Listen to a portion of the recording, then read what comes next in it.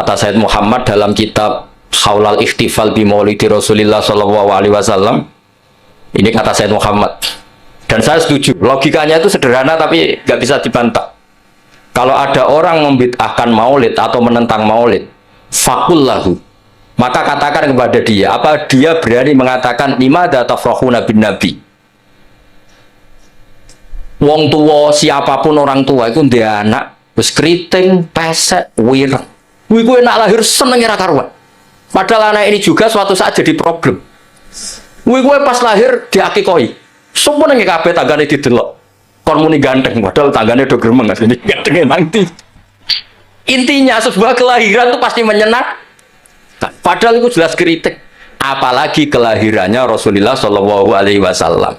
Wis ganteng, ada nurnya, pinter, wajahnya sempurna ya ta'ala la wajhu ta'ala lu al-qamari fil lailatil badr.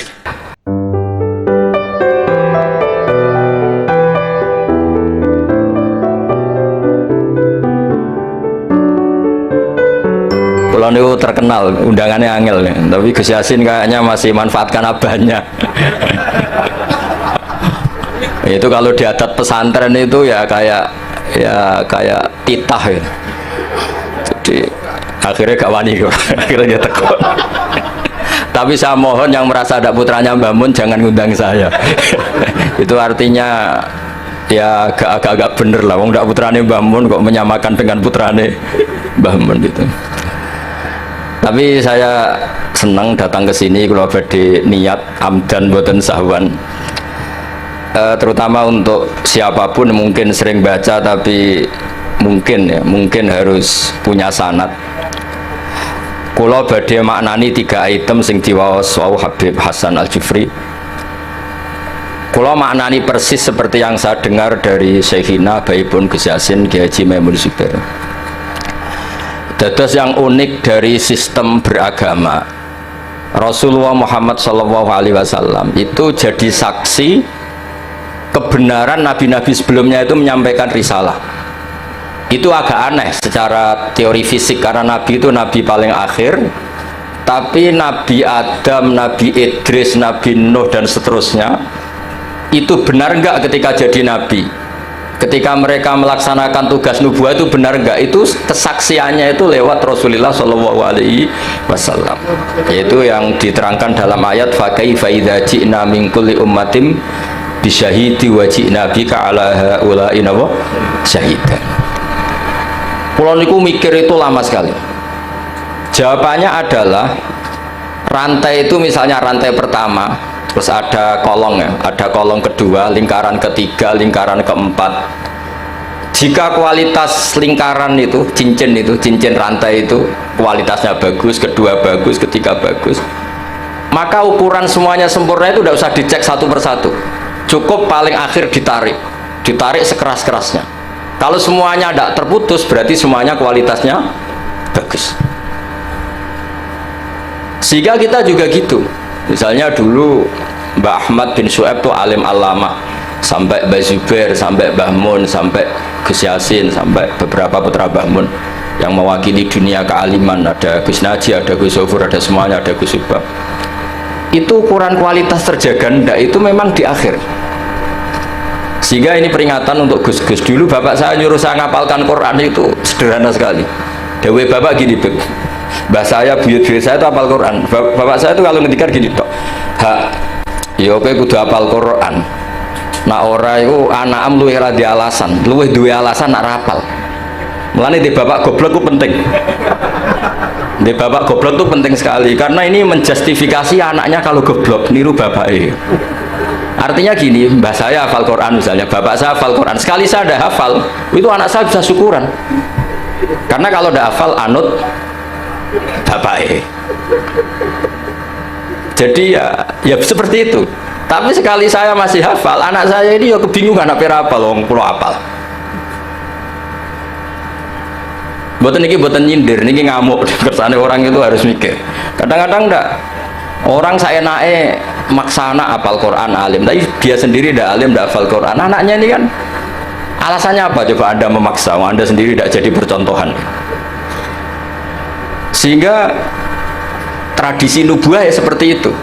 Nabi Adam jadi nabi sukses melaksanakan tablignya Nabi Idris, Nabi Nuh dan seterusnya. Sebetulnya itu sebagai bukti bahwa mereka melaksanakan perintahnya Allah secara benar. Ujiannya apa? Di Rasulullah Muhammad Shallallahu Alaihi Wasallam, ketika ditarik semuanya kuat, berarti semuanya melaksanakan amanah secara apa? Benar. Nah, kita dalam sana juga seperti itu. Kalau ditarik kok misalnya cincin ke-8 atau ke-9 itu putus, berarti ya salahnya di situ. Yang lainnya sudah kuat, salahnya di situ, itu dibuang. Kemudian cincin berikutnya dicatokkan sama yang sama-sama kuat. Makanya disebut sanad mungkotek. Nah, ini saya mau cerita tentang cara Mbah Mun maknani bahwa Rasulullah SAW itu disebut Nabi Sayyidul Awwalin. Jadi pemimpin Nabi mulai zaman dulu, tapi sekaligus Sayyidul Akhirin. Jadi Nabi punya dua sisi. Secara maknawi itu Nabi awal sebelum ada Nabi Adam, tapi secara fisik, secara lahir Nabi itu Nabi akhir apa? Zaman. Ini saya maknani persis ketika Mbah Mun maknani. Mungkin kalau sama tidak cocok boleh komplain. Wah dulu Mbah Mun tidak gitu guys. Kamu kok tahu? Saya kan kurang dengar sehingga kayaknya tidak gitu. Jadi itu tolong kalau yang tidak akurat jangan bantah. Karena apa ya? Gak meyakinkan. Sama itu gak meyakinkan. Cara sanadnya itu tidak meyakinkan. Saya baca ya. Ketika Allah Ta'ala ngendikan, hanya 3 santai saja, tidak sampai jam 10 selesai, nggak sampai, tak jamin nggak sampai. Ketika Allah ngendikan bahwa ini nabiku Sayyidul Anbiya wa Jalul Asfiya wa Akramul Habaib. Terus ada malaikat tanya, "Qila den dawuhna apa ngene?" Huwa Adam. Huwa itu membuang hamzah istifham, kira-kira malaikat itu tanya, "Ahwa Adam? Apakah nur yang begitu sempurna, cahaya yang begitu sempurna yang engkau pasang di aras? Ala qawaimil arsy, apakah itu Adam?" Terus kola dawuh sapa Allah Ta'ala. Jadi Adamu di sini bukan fa'ilnya kola, tapi jadi mubtada. Jadi jawabnya kola dawuh sapa Allah Ta'ala dawuh Adamu bihi uniluhu alal marotib. Jadi Adamu utai Nabi Adam bihi sebab hadan nur, yaitu Rasulullah Muhammad Sallallahu Alaihi Wasallam, unilu ngekei ingsun hu ing Adam alal marotibi ing dhuwur-dhuwure derajat. Jadi kata Adam di sini bukan fa'ilnya kola, tapi kola jawab sapa Allah, jawab Adamu bihi uniluhu a'lal marotib. Itu bukan Adam, justru Adam itu tertolong oleh nur itu. Gara-gara nur itu Adam memperoleh a'lal marotib. Nah ini itu Bib Hasan, malaikatnya ajak kipu. Jawab pertama sudah salah, diulang lagi. Kila huwa Nuh. Nggih gampil lho Gusti, nek mboten Adam nggih berarti niku Nuh. Wis keliru cek ngoyel. Ini malaikat. Jadi ngeyel itu ya ono sanate karena malaikat dulu, tapi bukan malaikat kados Jibril Mikail, ini awamul malaikat. Jadi malaikat itu ada dua, ada awamul malaikat. Itu ya kadang rodok berengkel ya, karena enggak malaikat papan atas. Nah, malaikat yang ini yang ngendikan ataj'alu fiha mayusidu fiha wasfikut dima. Ini malaikat yang komplain ketika manusia jadi khalifah fil ard. Bukan akabirul malaikah kayak Jibril dan Mikail. Maka perlu dicatat, malaikat itu ya ada dua kelas. Ada kelas akabirul malaikah, ini tidak pernah komplain, tidak pernah apa, semua perilakunya benar. Ada malaikat awamul malaikah, ini ya rodok-rodok kadang berengkel ya rodok, tapi tidak sampai maksiat boten, tapi ya rodok-rodok berengkel. Makanya protes ataj'alu fiha mayusidu fiha wasfikut. Gusti, coba keputusan engkau evaluasi lah, masa Adam mimpin manusia itu nanti anak turunnya kan ya bikin kerusakan di bumi, tolonglah dievaluasi lagi. Mau pangeran itu kon apa?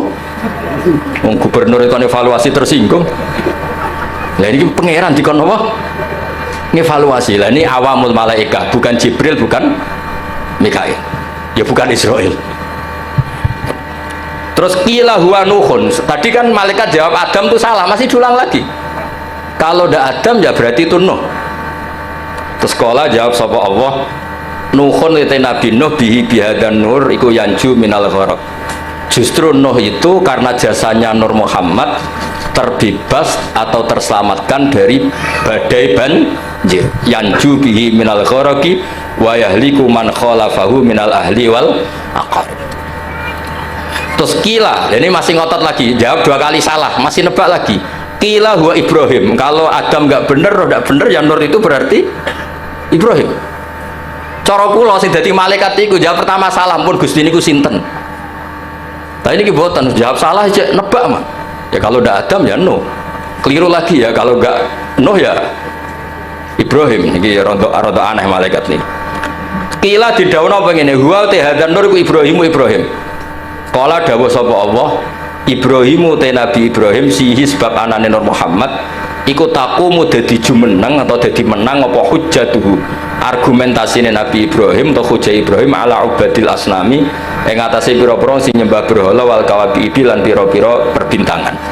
Justru Ibrahim karena ada Nur Muhammad dia punya kemampuan adu argumentasi mengalahkan para penyembah berhala dan perbintangan. Sekolah ini saking takdim kula teng Gus Yasin. Soale kula roe Gus Yasin niku putrane Mbah Mun. Kula mboten khawatir anak beliau wakil gubernur mboten bagian kula. Jute nggih mboten ngangkat kula dadi pejabat Pemprov Jawa Tengah.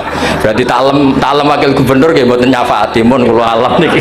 Mboten drengki cerita mawon, mboten drengki. Karena niku kula senior Gus Yasin terus kula kalah nasab mbek putrane guru kula tapi menang tua kula. Itu dalam aturan fikih harus dimuliakan asan nuhum sing lebih nopo tua pemenang anak isrodok otak wato nus kudu wajib hormat lainnya sampai anak kalah nasab kudu menang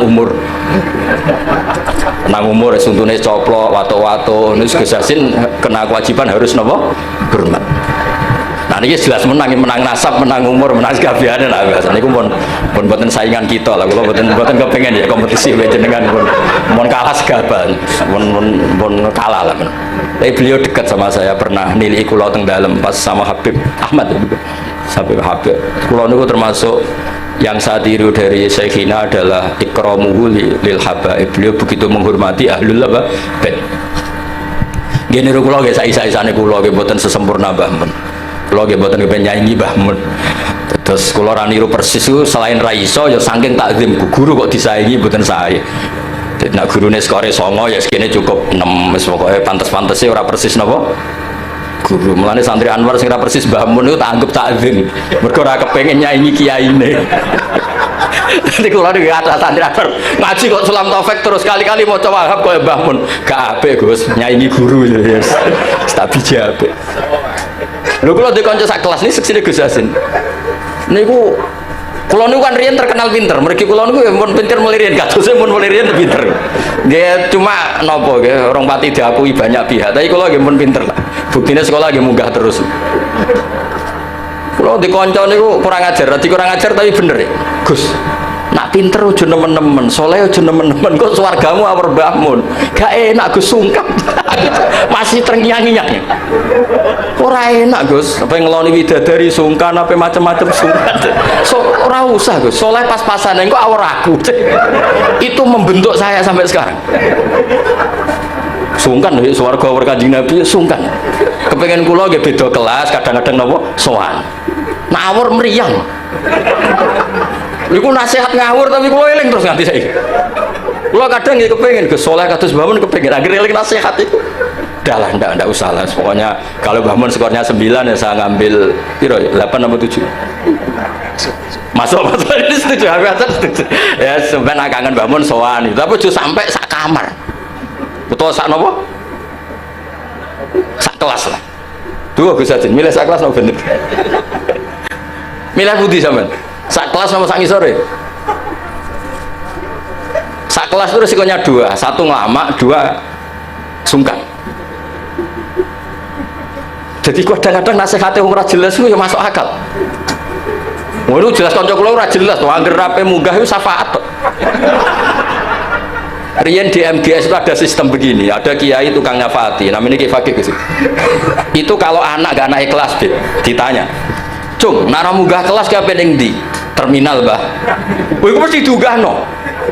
Jare Mbah Fakih, aku ora kedosan aja iki dadi canakal meneh. Niki ilmune kiai, mboten ilmune birokrasi. Tapi ana neh takoki, "Cung, nek ora munggah ya apa?" Nggih kula baleni Mbah, ya ora munggah sing sabar.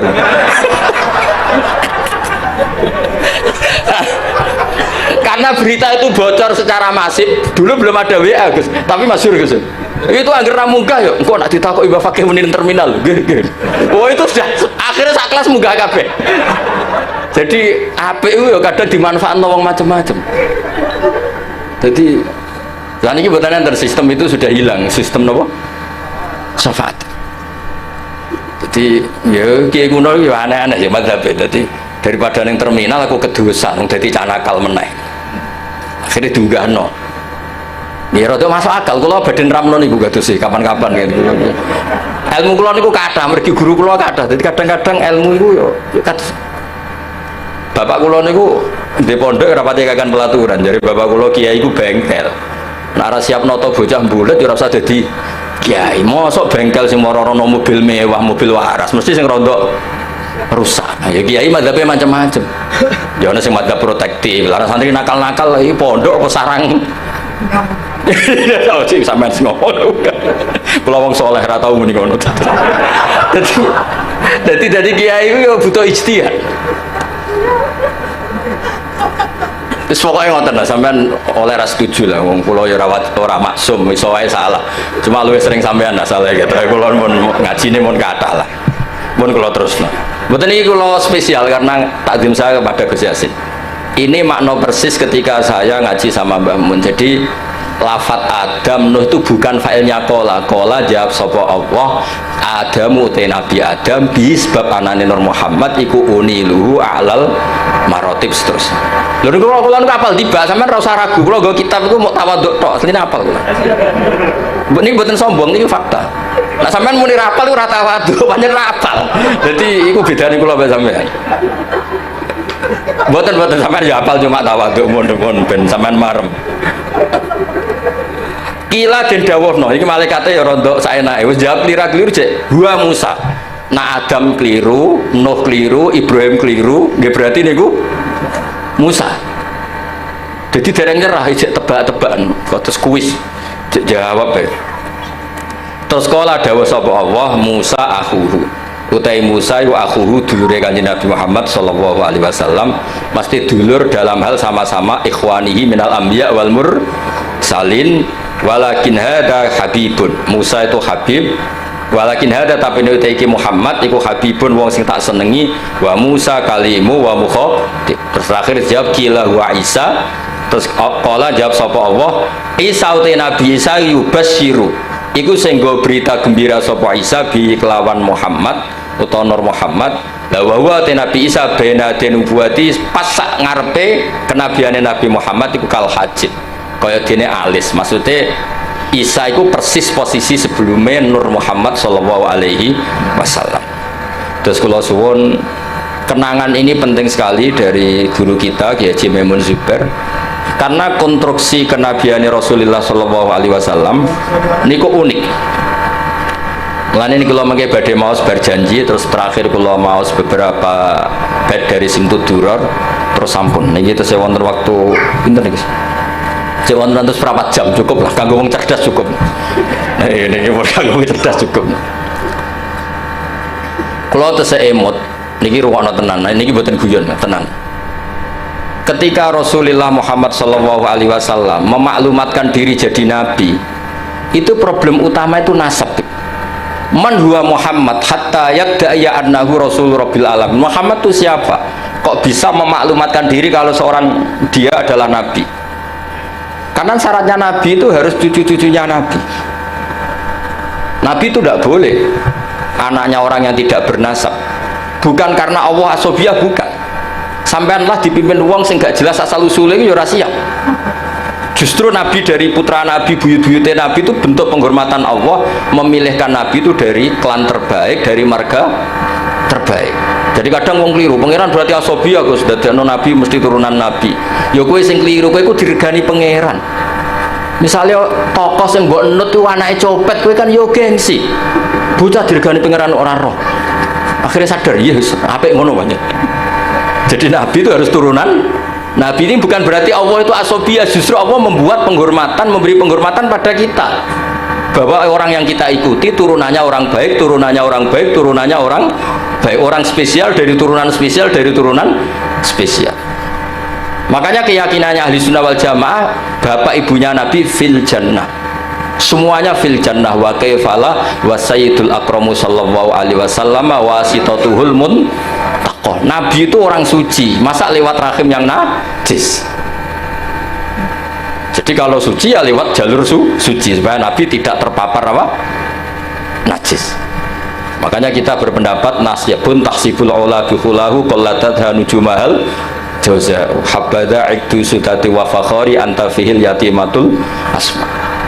Jadi babanya Nabi itu spesial. Nah, tapi ketika Nabi itu munculnya di Mekah, di mana saat itu adalah komunitas jahiliyah, itu orang-orang Yasrib. Yasrib itu suatu saat nanti jadi Medina. Itu banyak yang ahli kitab. Itu mereka tanya, man huwa Muhammad? Muhammad itu siapa? Kenapa dia ngaku Nabi? Turunannya siapa? Karena indukan turunan Nabi itu ada di Israel, ada di Palestina, ada di Yerusalem lah, pokoknya bangsa itu lah. Kalau aku muni Israel, bully. Israel itu negara nggak diakui kita. Muni Palestina, ning Quran rano bahasa Palestina, bingung ngadepi wong hasud tuh. Tapi rasa dihadapi Barno. Israel lah bahasa resminya zaman itu Israel.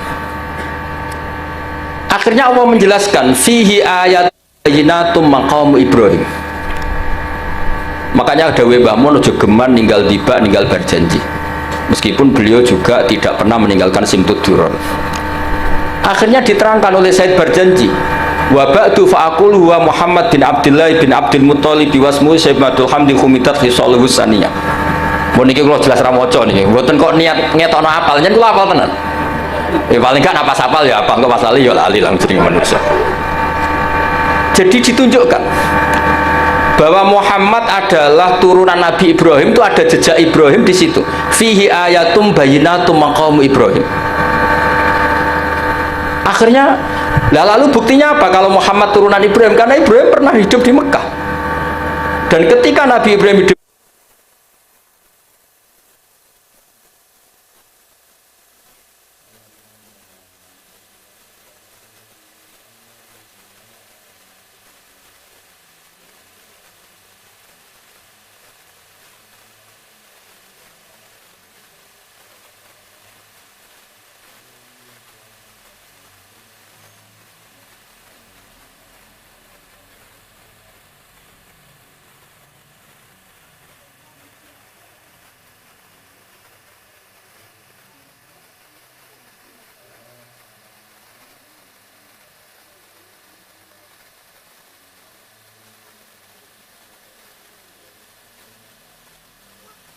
Ibrahim tidak menghentikan waladi. Kalau beliau menghentikan waladi, maka bisa saja anak turun Ismail tidak lagi di Mekah tapi kembali ke Palestina. Maka beliau menghentikan dzurriyyati. Akhirnya dibuktikan secara artefak sejarah. Di situ ada Safa, ada Marwah, yaitu dua gunung yang ketika itu Hajar kesulitan nyari air untuk minumnya siapa? Ismail. Ada sekian bukti artefak bahwa Ibrahim punya anak Ismail dan ditempatkan di Mekah, inda baitikal muharram. Maka ketika itu diungkapkan oleh Quran, orang Yahudi tercengang dan banyak yang masuk Islam. Karena sekarang Muhammad sudah memenuhi kriteria seorang nabi. Amanah sudah, tabligh sudah, sidik semuanya sudah, termasuk asal-usul nasabnya. Nah, karena pentingnya asal-usul nasab ini, Sayyid berjanji di antara memulai mukaddimahnya dengan wa ba'du fa'aqul huwa Muhammad bin Abdullah bin Abdul Muthalibi wasmuhu Syaibatul Hamdi khumitat khisaluhus saniyah. Terus diteruskan sampai wa adnanu bila raibin intadzawil ulumin nasabiyah ila dzabihi Ismaila nisbatuhu wa mun. Itu kayak apa pinternya Said berjanji.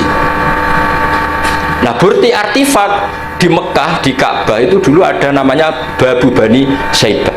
Itu nama lain dari Abdul Muthalib. Wasmuhu Syaibatul Hamdi. Maka saya masih ingat ketika banyak sekali saya ngikuti ngaji Mbah Mun, juga kadang-kadang dengarkan ngajinya Habib Lutfi di TV 9. Itu artefak atau ma'athirun nubuwah itu harus kita tetapkan. Kalau ndak, orang akan nganggap cerita Ibrahim itu fiktif.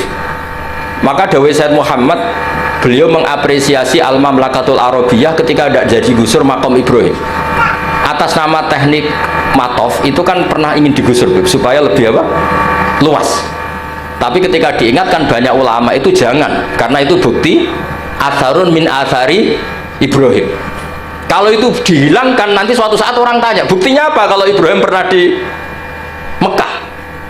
Tapi dengan bukti artefak itu menjadi tercatat oleh sejarah fihi ayatum bayinat maqamu Ibrahim. Makam Ibrahim itu bukan maknanya kuburan, buatan batu yang pernah diinjak Nabi Ibrahim.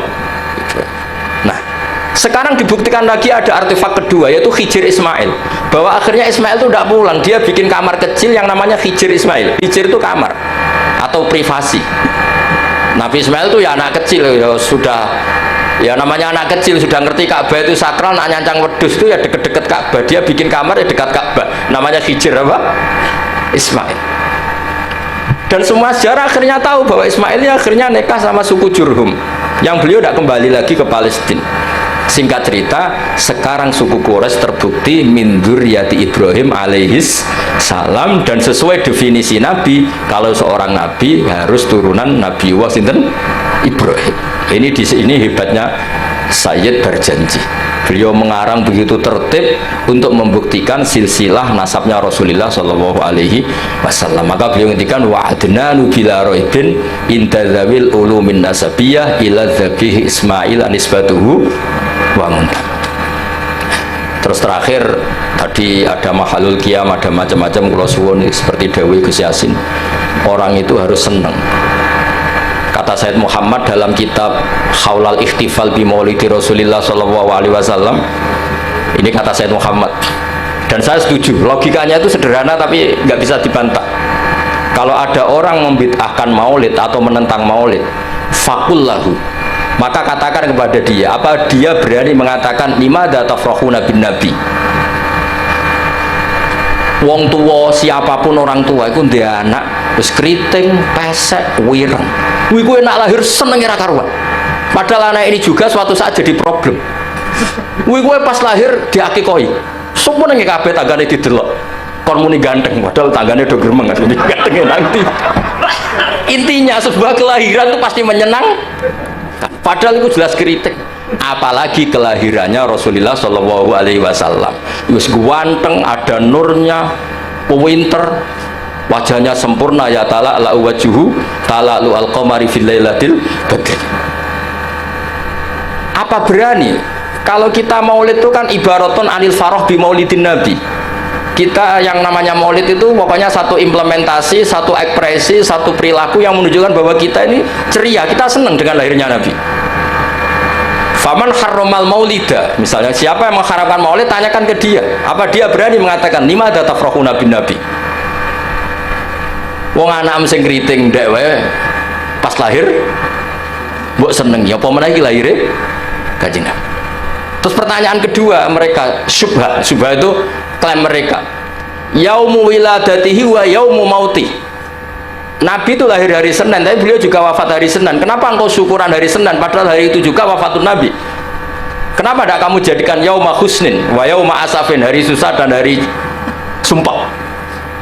Terus jawabnya Said Muhammad mengutip dawuh Jalaluddin Asyuti dalam kitab Haulal Ikhtifal, inna syari'ata hatsat ala izhari surur. Syariat itu hanya mendorong supaya orang itu senang.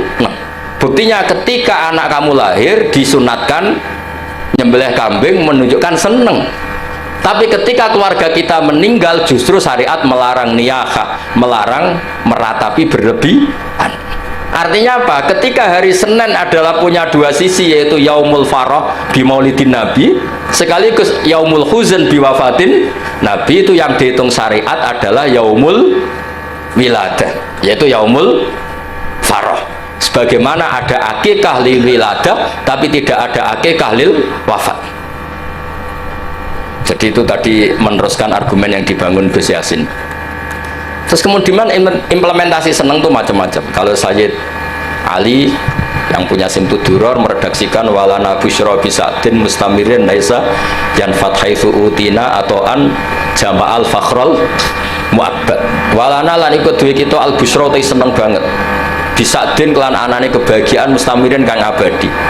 Laisa kang ora ana apa sadu yan fatu bakal ilang apa sadu. Kita ini harus selalu senang dan senang terus menerus. Yang kesenangan ini tidak mungkin habis. Haitsu utina atoan, karena kita diberi hadiah biwujudil Mustafa dengan adanya Kanjeng Nabi sing jama'al fakhrul mu'abbad, yang mengumpulkan semua keagungan yang abadi. Terus kalau berjanji tiba ada istilah sa'da abdun qatamalla wanjala anhul hazinu, akan bahagia orang yang menikmati lahirnya Nabi, dan wanjala anhul hazinu, sifat susahnya akan hilang. Ada lagi bentuk bait busyra lana apa nilnal muna zalal ana wafalana bishrolana, kita senang, nalal muna, kita mendapat, nilnal muna, kita mendapat yang kita inginkan, zalal ana, yang repot-repot menjadi hilang, wafalhana, yang nyaman menjadi datang. Jadi semua itu implementasi dari senang bimolidi Rasulullah Shallallahu Alaihi Wasallam. Paling enggak sing teko untuk berkat rasa bayar yo mari seneng. Mulane kula suwun nak maulid aja tarian nemen-nemen, marahi sing ora seneng. Jadi niat maulid kudu sing seneng, minimal gak tarian. Ben sing teko iku seneng. Ya tapi nak kowe iku maulid kok seneng terus gak urun iku ya ora didikane Kanjeng Nabi. Wah atur-atur dhewe lah. Pokoke wis niki wis kula dhewe ora pati paham wis mungkin niki pokoke ngono lah. Niki dados kula suwun nak maca tiba, maca simtuduror, berjanji dijiwai. Termasuk kenapa harus ada penjelasan nasabnya Rasulullah Shallallahu Alaihi Wasallam. Dan akhirnya orang yang Yahudi, orang Nasrani tahu bahwa Rasulullah Muhammad ini orang yang luar biasa.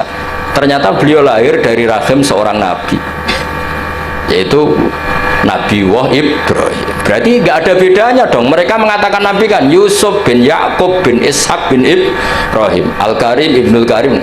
Mereka terus tanya, lalu Muhammad anaknya siapa?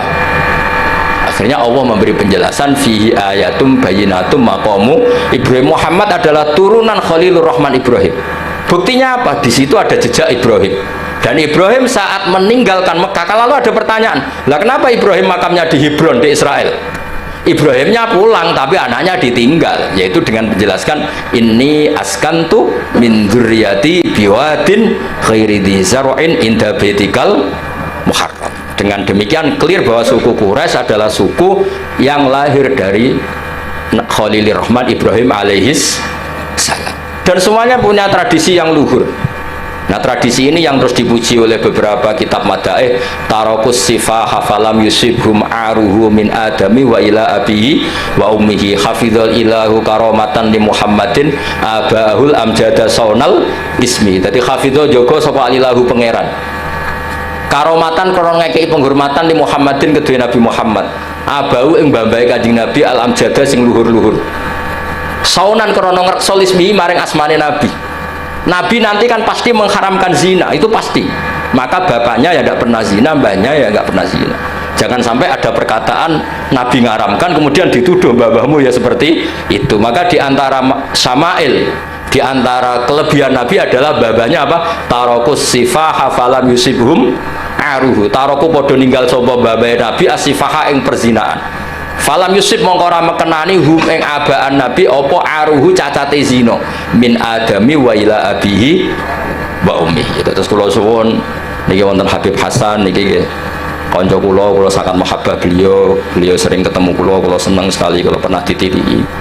Tapi nak ngundang dinego karena kula niku kan pondok kula niku pondok Quran, ini perlu dimaklumi. Pondok Quran itu benten ya. Kalau pondok kitab itu anak 100 diujar sekali bisa be. Jadi kalau pondok Quran 5 saja bingung no. Mergo story sitok ya ono sing lanyas, setengah macam-macam. Nah, mana percaya jajal setor kula. Enggak terus gak khatam-khatam. Sampai kiai ini bingung. Fam bajasat fanjo. Bareng wae alimun hakim. Kiai ini lagi alim, hakimun alim, boten mbah niki kira kiai ini dibantah. Kono alimun hakim, kono sing hakimun. Nanti zaman kula riyen setor itu, falamma dzahabu bisalah digenti wawu, walamma dzahabu bi surat Yusuf ono falamma ono napa?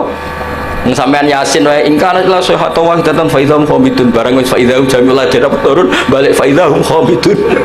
Jare sing ngaji wah gak barbar balik ning arep. Lagi Yasin wae ngono apa menesak Quran.